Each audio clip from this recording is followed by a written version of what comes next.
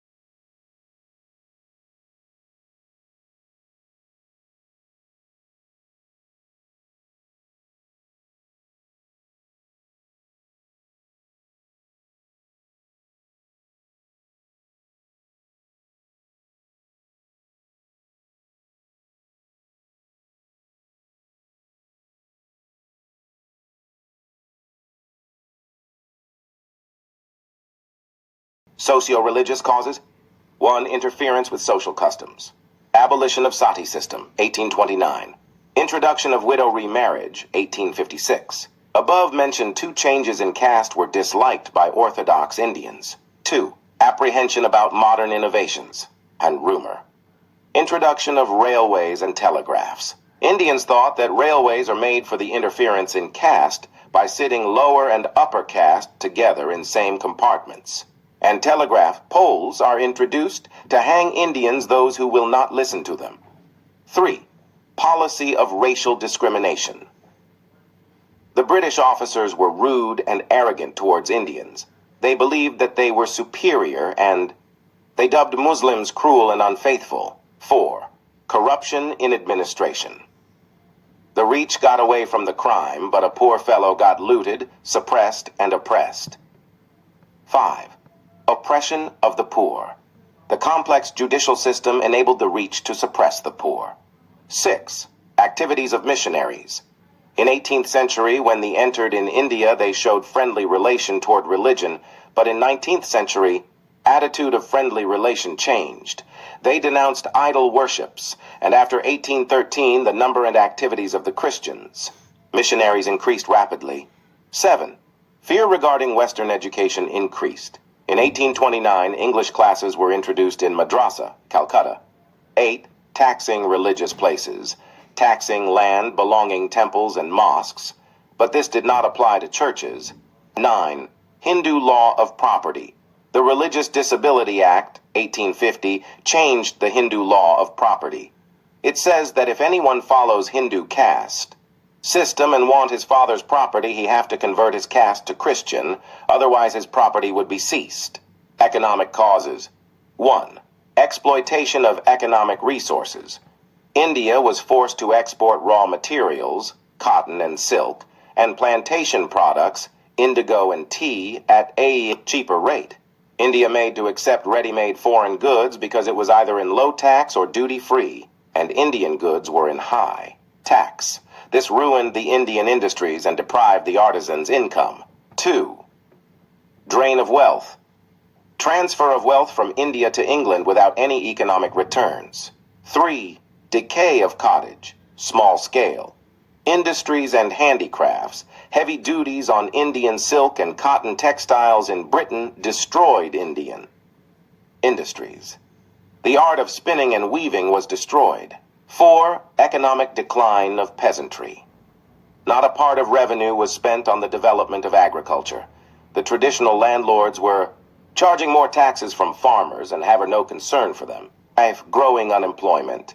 When native states were annexed by the British Dominion, thousands of soldiers, admirers, and judicial posts become unemployed because British policies excluded Indians from high posts.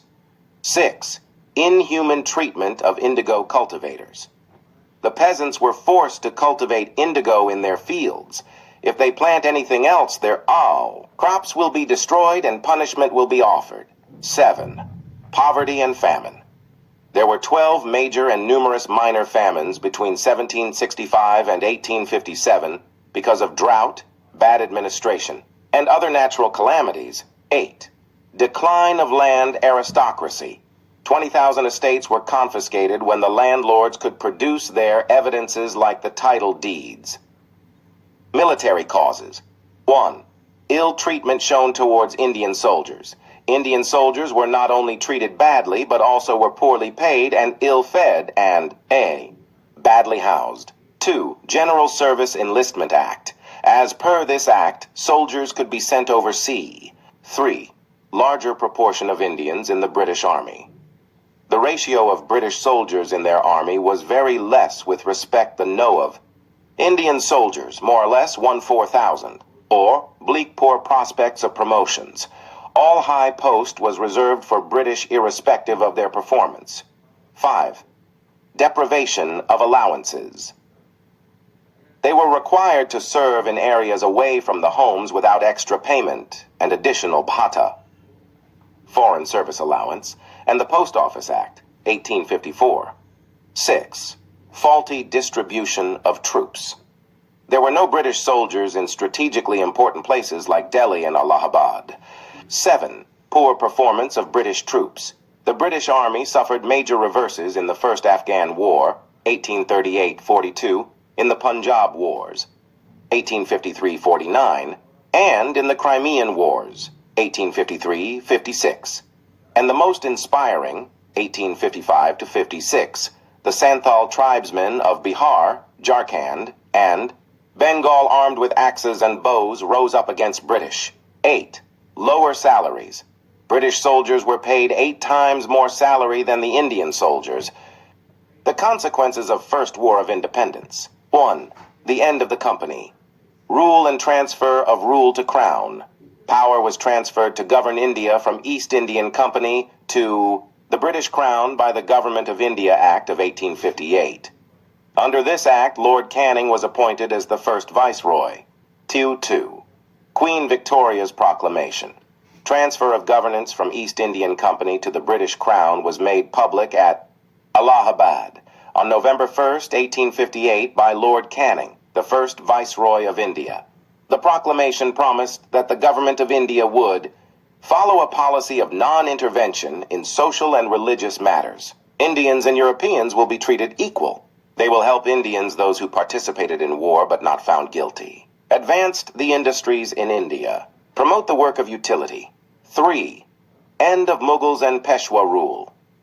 The Mughal dynasty came to an end with the death of Bahadur Shah, and the office of the Peshwa came to an end when Nana Sahib, the last Peshwa, fled to Nepal. 4. Relations with princely states. The policy of annexation and the doctrine of lapse were abandoned. 5. Policy of divide and rule.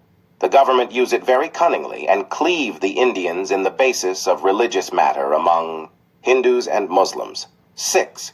Racial antagonism, discrimination. Some railways compartments, parks, hostels, clubs, etc. were reserved for Europeans only and foreign polices. It was fulfilled with 2 aims. Protection of its India Empire. Expansion of British economic and commercial interests in Asia and Africa. For instance, India under the British had to wage wars with her neighbors like Nepal and Myanmar, in which Indian soldiers had to shed their blood, and the Indian taxpayers had to suffer the heavy cost. 8. Increased racial bitterness. The British dubbed whole Indians as unworthy of trust and subjected to insults and humiliations.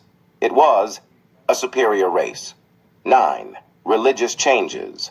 The British rulers declared the policy of non-interference in the religious affairs. 10. Change in the army. European troops were kept in the key geographical and military positions. Artilleries and other powerful weapons were never given to hold to Indians. Discrimination in basis of religion. To discourage nationalists, they introduced caste system. Newspapers, journals, and the nationalists were kept far away from Indian soldiers. Economic exploitation. The era of territorial expansion ended, and an era of the economic exploitation began. India became a British colony, exporting raw materials and importing the finished goods. 12. Rise of nationalism. The freedom fighters like Mangal Pandey, Nana Sahib, and Jhansi, who made the great sacrifices, this inspired a lot. 13. Widening of the gulf between Hindus and Muslims. During the First War of Independence, both Hindus and Muslims were together. So this is a glance of the whole chapter. If you liked the video, then don't forget to put a thumbs